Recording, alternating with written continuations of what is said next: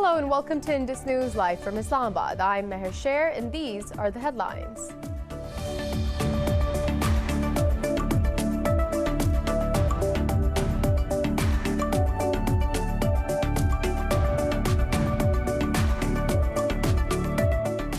In India, Samajwadi Party leaders say the Narendra Modi government is working in the interest of corporations and is not bothered about the farmers protesting in cold weather. Meanwhile, farm unions are due to hold the sixth round of talks with the government, but leaders say they don't think a solution will be reached even today and demand repeal of the three laws.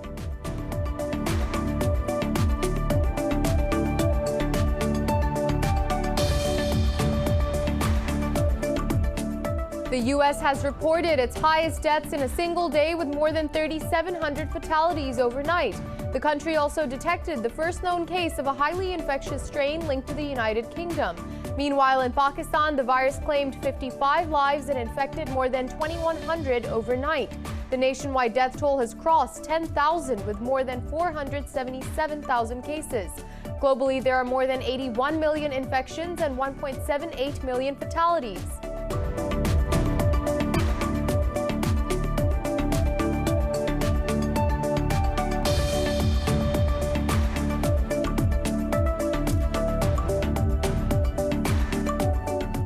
All 27 governments of the European Union have approved the post-Brexit trade deal. In a tweet, German Foreign Minister Heiko Maas said the approval paves way for provisional application from January 1st. EU chiefs Ursula von der Leyen and Charles Michel will sign the trade deal today.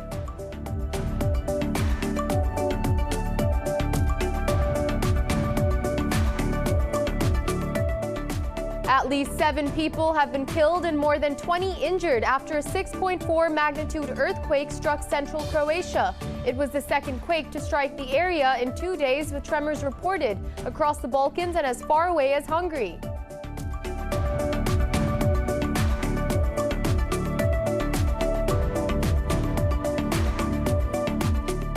And in cricket, New Zealand beat Pakistan by 101 runs in the first test at Bay Oval in Mount Maunganui. The Greens were bowled out at 271 in the second innings while chasing a target of 373 runs.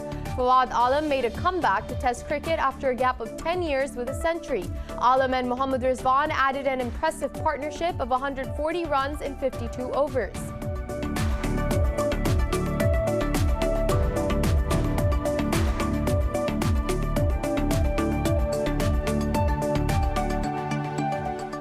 Well, those were the headlines. More news in detail after a short break. Stay with us.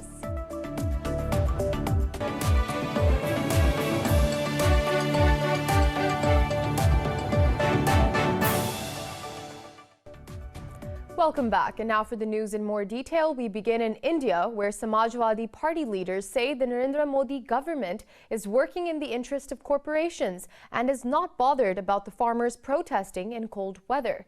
Workers of the opposition party met farmers and extended support against the 3 new laws being forced on them. Meanwhile, farm unions are due to hold the 6th round of talks with the government, but leaders say they don't think a solution will be reached even today and demand repeal of the laws. For over a month now, farmers have camped on Delhi borders against agricultural reforms. In Syria, 1 person was killed and 3 others injured in Israeli rocket attacks on the outskirts of the capital, Damascus. Syrian state media says the rockets from northern Galilee region targeted troops stationed near al-Zabadani city. It said a Syrian air defense unit in the Nabi Habil area also came under fire. State media added that Syrian air defense countered some of the rockets. The aerial aggression has caused some material damage. Israel's airstrikes in Syria have escalated in recent weeks as it conducted a similar attack in Hama province on Christmas Eve. Now, the U.S. has reported its highest deaths in a single day with more than 3,700 fatalities overnight. The country also detected the first known case of a highly infectious strain linked to the United Kingdom. Meanwhile, Brazil has recorded its highest daily death toll of the second wave with 1,111 new deaths. Globally, the virus has claimed over 1.78 million lives and infected more than 81 million people. This report has more on the pandemic. Tighter restrictions seem to be the first and the last reprieve in the face of unabated rise in COVID-19 cases and hospitalizations worldwide. The Canadian province of Quebec has urged the federal government to mandate virus testing for residents returning from vacation. Deaths in Latin America and the Caribbean topped 500,000 amid fear that holiday festivities will bring in more infections. In the U.S. COVID-19 hotspot California, strict stay-at-home orders have been renewed indefinitely. Criticizing the current administration's vaccination program, President-elect Joe Biden warned it can take years before the bulk of Americans receive the necessary shots. We need to be honest. The next few weeks and months are going to be very tough, a very tough period for our nation, maybe the toughest during this entire pandemic. I know it's hard to hear, but it's the truth. The Trump administration's plan to distribute vaccines is falling behind, far behind. The European Union announced to buy an extra 100 million doses of Pfizer vaccine. Following a drastic spike in new infections, Denmark has extended a hard lockdown until January 17th. A study has found that the new variant linked to UK does not cause more severe illness than other variants. However, the UK reported its highest daily infections with over 53,000 new cases. Meanwhile, another research has found that the new strain existed in Italy as early as August. Australia has tightened curbs in Sydney to avoid a super spreader event during the New Year Eve celebration. So if I can stress again, the strongest message to everybody across New South Wales, no matter where you are, is please limit your activity and your mobility. We appreciate it's a time of year when people feel they need to be with others, but please try and limit what you do. Please stay at home or make sure you are in a safe setting. While South Korea is negotiating with Moderna to procure over 40 million vaccine doses as authorities scramble to contain a cluster at a Seoul prison. Inmates waved signs through barred windows pleading for help. In the meantime, China has reported 24 new cases, including 7 locally transmitted on the mainland. Whereas in Pakistan, the death toll from COVID-19 has crossed 10,000 with more than 477,000 cases. The country reported 55 fatalities and over 2,100 infections. Health officials say there are more than 37,000 active cases in the country. The health ministry says more than 430,000 people have recovered. It says over 213,000 cases have been detected in the Sindh province. Punjab has reported over 137,000 cases. And in the capital city of Islamabad, over 37,000 people have been infected so far. Moving on, Pakistan's Prime Minister Imran Khan has resolved to forge closer ties with Central Asia. He said this after meeting Uzbekistan's Minister for Transport, Mahkamov Iqlam, in Islamabad. Khan pledged to enhance trade, investments, energy, and people-to-people contacts. The two sides agreed to pursue a trans-Afghan railway line project from Mazar-e-Sharif in Afghanistan to Peshawar. The Prime Minister highlighted the importance of Afghan peace in regional stability and connectivity. Ilham reaffirmed his country's desire to expand trade and connectivity with Pakistan beyond the Indian Ocean. And all 27 governments of the European Union have approved the post-Brexit trade deal. In a tweet, German Foreign Minister Heiko Maas said the approval paves way for provisional application from the 1st of January. Maas said the 27-member bloc succeeded in preventing a chaotic turn of the year. EU chiefs Ursula von der Leyen and Charles Michel will sign the provisional trade deal today. In a tweet, European Commission spokesperson Dana Spinant said the signature will be an important moment. After that, the agreement will move to London, where British Prime Minister Boris Johnson will add his signature. The EU Parliament is still to vote on the deal. And in the United States, President Donald Trump's push for $2,000 stimulus checks has stalled in the Senate. Republicans blocked a swift vote proposed by the Democrats, splitting within their ranks. McConnell tied larger checks with 2 other demands from the president, which most Democrats oppose. In a rare challenge to Trump, McConnell urged senators to override the presidential veto of defense bill. In a tweet, Trump asked the Senate to approve increased relief payments at the earliest. The Senate is set to get back at the issue today. Now, Turkish soldiers have arrived in Azerbaijan's Nagorno-Karabakh region for the ceasefire monitoring mission. In a teleconference, Defense Minister Hulusi Akar said the soldiers will join Russian forces in the area. Akar said a Turkish army general and 35 officers will take office after the joint monitoring center becomes operational. Turkey's parliament approved the law to send its peacekeepers for 1 year. This was part of an accord between Ankara and Moscow. At least 7 people have been killed and more than 20 injured after a 6.4 magnitude earthquake struck central Croatia. It was the second earthquake to strike the area in 2 days, with tremors reported across the Balkans and as far away as Hungary. The quake hit at a depth of 10 kilometers with the epicenter in Petrinja, 50 kilometers south of the capital Zagreb. Petrinja mayor says half of the town had been grounded in the aftermath. On a visit to Petrinja, Prime Minister Andrej Plenković asked authorities to move some people as the town was no longer safe. The powerful earthquake cut phone and power lines and sent Croatians into a state of shock. Rescue officials say the search through the rubble is still underway. Moving on to Argentina, the Senate is set to vote on legalizing abortion amid objections from the Roman Catholic Church. The passage will make Argentina the first country in Latin America to allow abortion on demand. The measure has already been passed by the country's lower house. The influential Catholic Church has called on senators to reject the proposal. If passed, the law will allow women to end pregnancies up to the 14th week. At present, Argentine law allows abortion only when there is a serious risk to the mother's health or in cases of rape.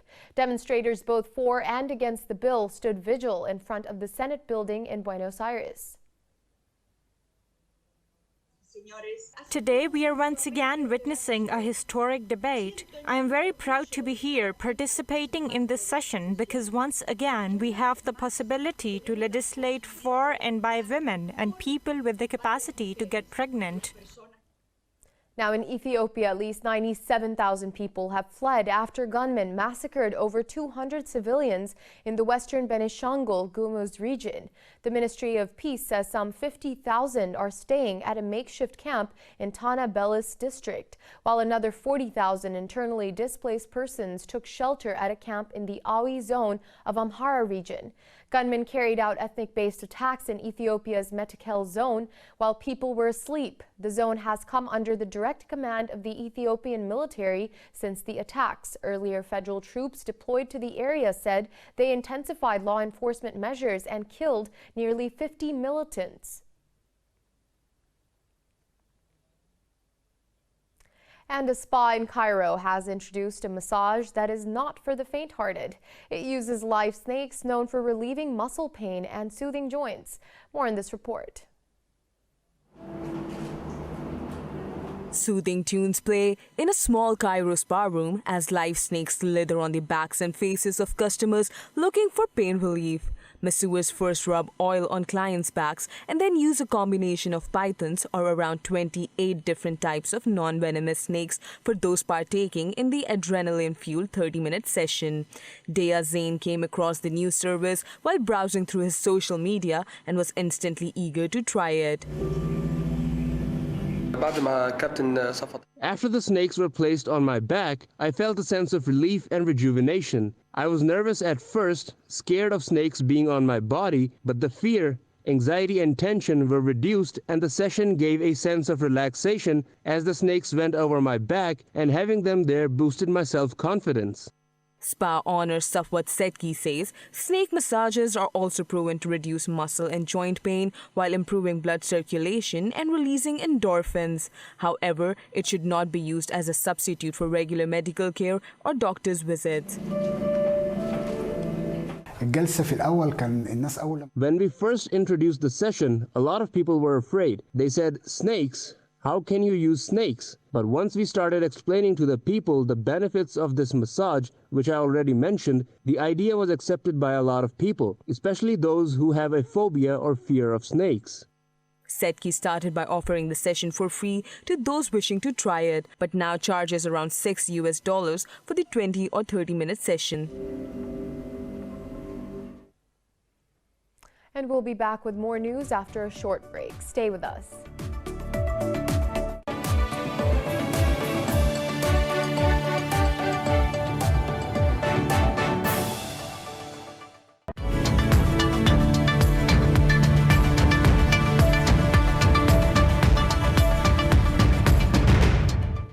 And we're back with business news. Stocks in the Asia Pacific are trading mixed after major indices on Wall Street snapped their multi-day winning streaks. Meanwhile, the dollar weakened against other major currencies. South Korea's Kospi is leading the gains, adding over 2%. Hong Kong's Hang Seng Index have gained almost 1.5%. Mainland Chinese stocks are also trading higher, with both the Shanghai Composite and the Shenzhen Component in positive territory. Meanwhile, Japan's Nikkei 225 and Australia's ASX 200 have edged below the flat line.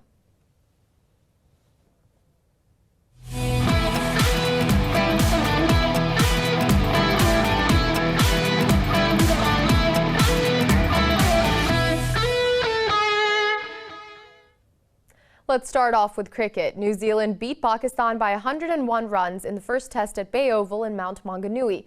The Greens were bowled out at 271 in the second innings while chasing a target of 373 runs. Tailenders Shaheen Afridi and Naseem Shah blocked for 7 overs before Naseem was bowled by spinner Mitchell Santner, ending Pakistan's resistance. Fawad Alam made a comeback to Test cricket after a gap of 10 years with a century. Alam and Mohammad Rizwan added an impressive partnership of 140 runs in 52 overs. The second match of the series is slated for the 3rd of January at Hagley Oval in Christchurch. And on to football. Manchester United beat Wolverhampton Wanderers 1-0 in their Premier League face-off. Forward Marcus Rashford scored United's winner deep in stoppage time. The win over Wolves moves United to second place on the league table with 30 points. In another contest, Arsenal edged Brighton 1-0, recording its back-to-back league wins. Striker Alexandre Lacazette scored in 29 seconds after coming on as a second-half substitute. The Gunners have moved to the 13th spot in the league, while Brighton slipped to 17th. Meanwhile, Leeds United hammered West Bromwich Albion 5-0, ascending to 11th place with 23 points.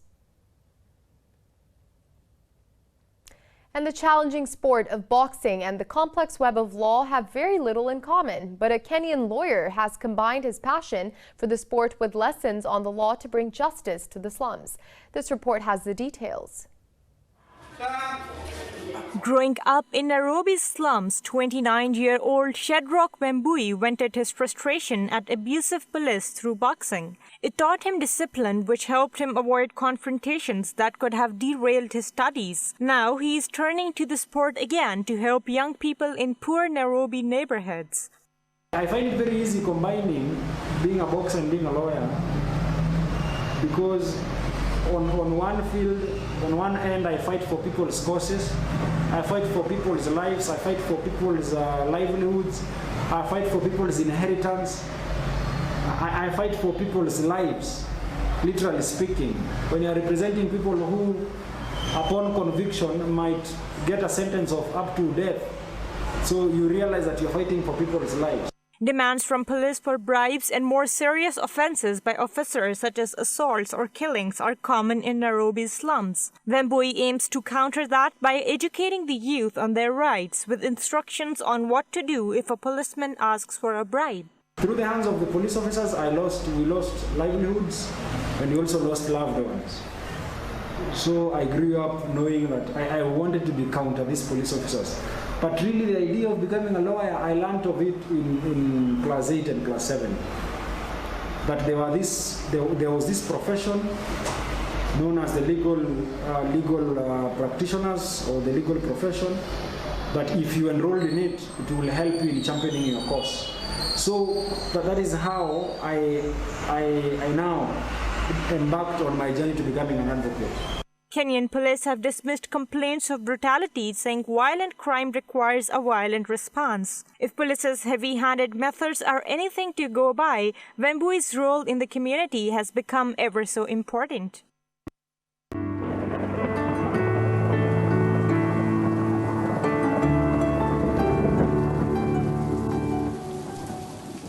Well, now it's time to take a look at the latest weather updates from around the world.